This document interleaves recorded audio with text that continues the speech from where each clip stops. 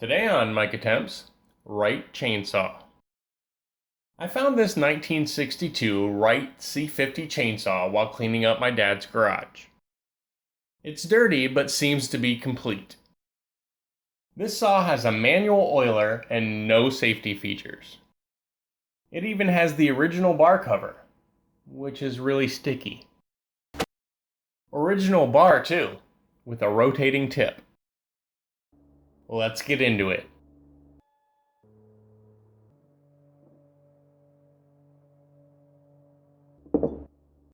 This kill switch is neat. When you press the button, this piece of metal simply touches the tip of the spark plug and grounds it out.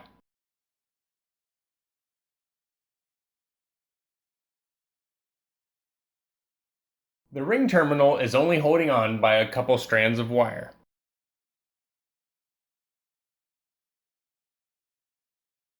I assume these pieces covering the filter are there to force air intake more from the sides rather than the top. They're kinda in rough shape. The foam, on the other hand, still feels new. It's not crumbling at all.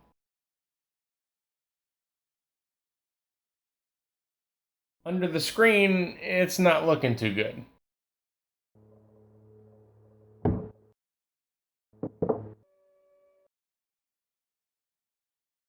Other than some soot, the spark plug looks alright. I wanted to soak the piston and cylinder before attempting to turn over the engine.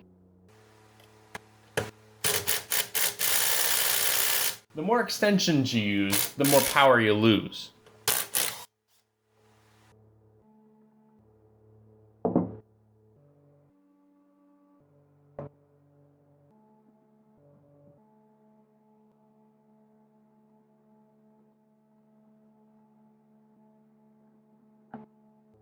I've never seen a bar like this.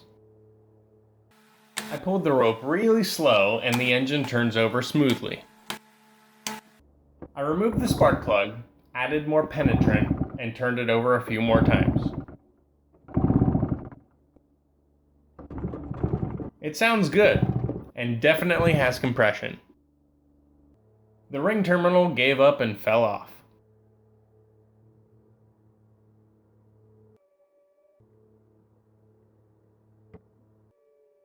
The muffler has a cool look, but it's filthy. From what I can see through the spark plug hole in the exhaust port, the piston looks great, hardly any carbon deposits. It still has some bar oil, but luckily the fuel tank is mostly empty. The carburetor is in there somewhere. There it is. It's looking better on the outside, but how about the inside?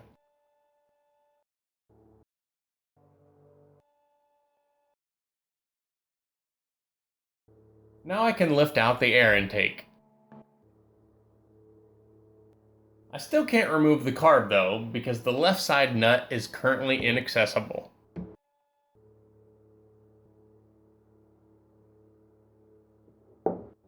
That's a pretty thick layer of caked on sawdust.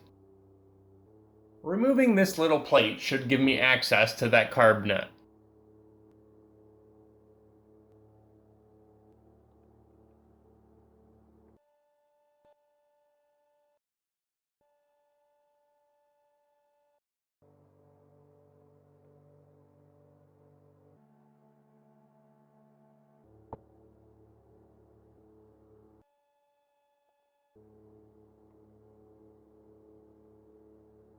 This intake has thin metal reeds to allow the air-fuel mixture to flow into the cylinder.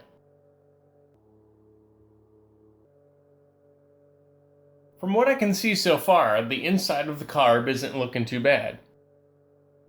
I took it for a ride in the ultrasonic cleaner.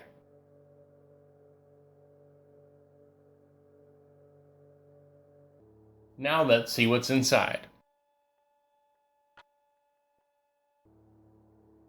Some gentle prying encouraged the old gasket to release. It's dirty in here, but this is the outside of the diaphragm. No fuel touches this side. I sprayed it out with some carb cleaner, and then removed the top. I carefully separated it from the gasket with a razor knife.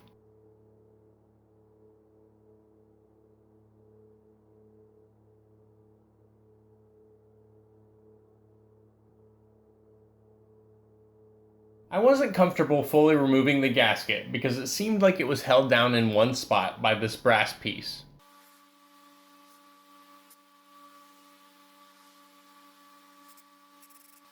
I was still able to give it a good clean.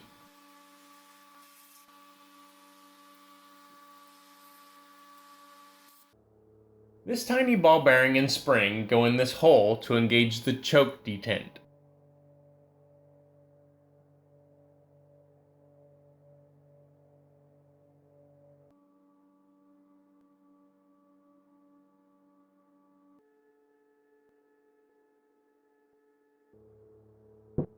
I really didn't want to risk damaging the diaphragm, but I needed to make sure the rest of the carb was clean. I slowly worked the razor around the edges, trying not to cut the diaphragm, gouge the body of the carb, or open a vein and bleed out. The goal is trying to keep the leading edge of the blade flat against the metal. I was doing really well, until I wasn't.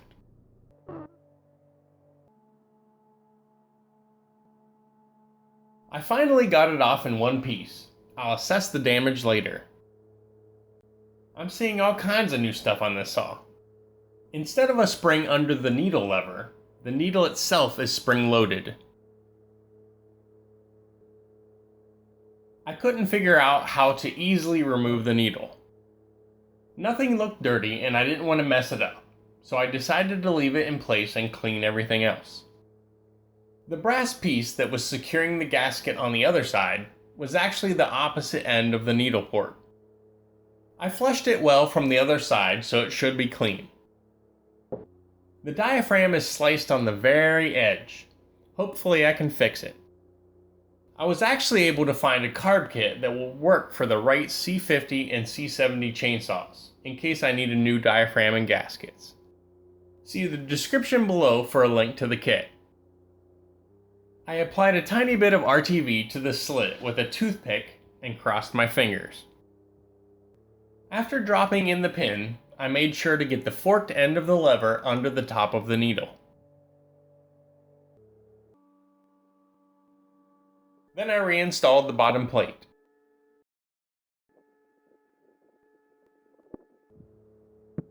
I rubbed a small amount of grease on the intake gaskets. This little hole should be in the bottom right corner. The original fuel line is coming apart, so I replaced it.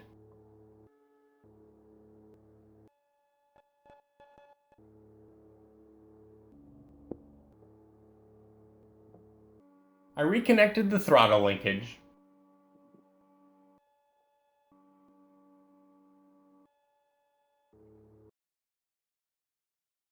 screwed on the muffler, and reinstalled the pull cord assembly. I used a couple drops of superglue to secure the air intake gasket.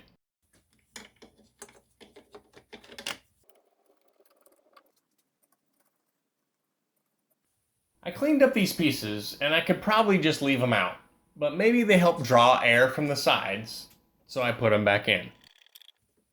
I put a little grease on the air intake gasket too. Now to deal with the broken ring terminal for the spark plug. I cut off some insulation and crimped on a new terminal.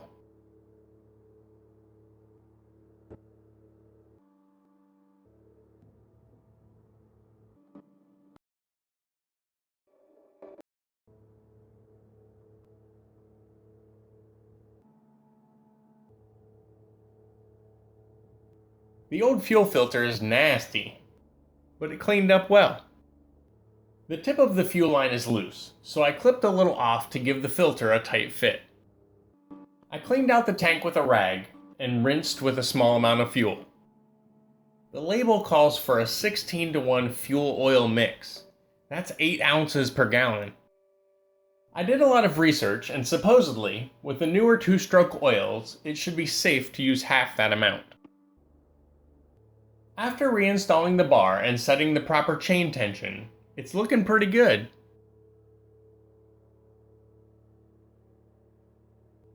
However, it wasn't until it was all back together I realized I failed to check the points behind the flywheel. As long as we have spark, then it doesn't matter. Looks good to me. Let's see if it'll start.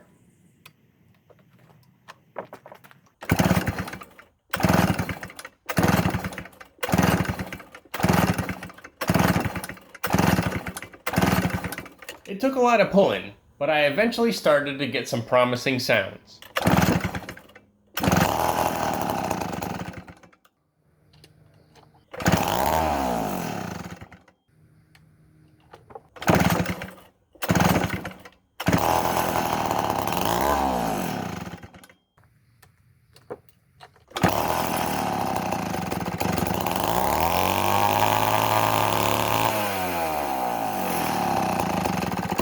We've got a runner, but it wouldn't stay running if I let off the throttle. After some slight carburetor adjustments, it was idling well and had pretty good trigger response.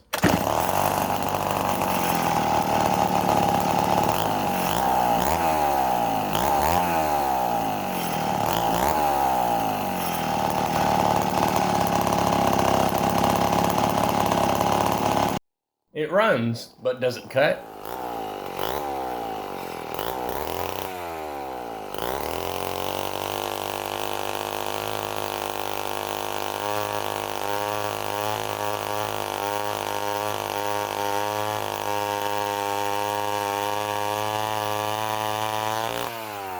It's a little slow, to be honest.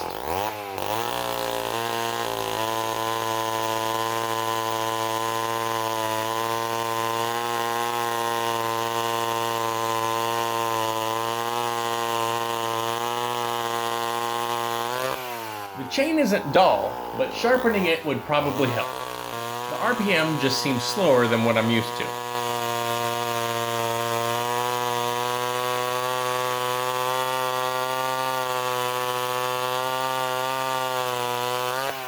Maybe the carb needs to be dialed in better. Or maybe this is just how fast it cuts. Either way, I'm happy to see it running. Feel free to rate this video, add your comments and questions below, and subscribe for more.